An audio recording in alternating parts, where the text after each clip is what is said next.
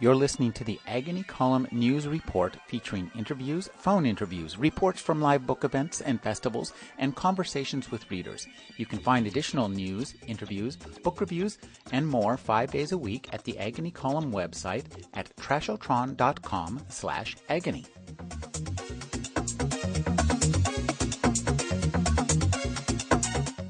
I'm speaking with Richard Lupoff. His most recent series of books is Terrors, Visions, and Dreams. Thank you for joining me, Dick. Well, a pleasure to be here. Great to see you again, Rick.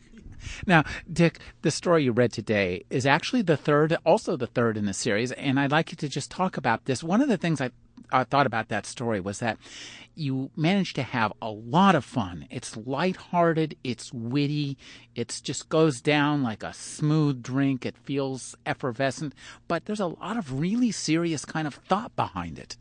Well yeah. Now you're being a critic.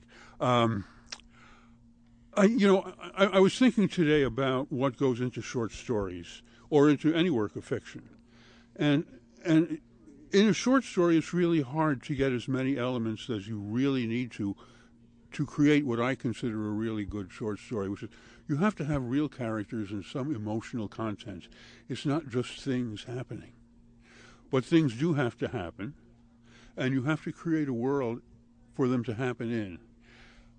It's hard to do this in the concision of a short story, but if you're lucky, you try and put your elements together and they do come out right, and otherwise you get a rejection slip.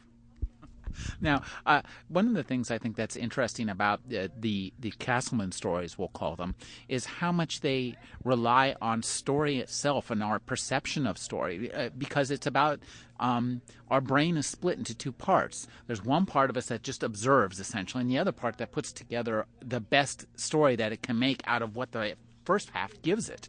And I think that what's interesting is that your stories play with that concept of who we are and how we put together our lives in a coherent story.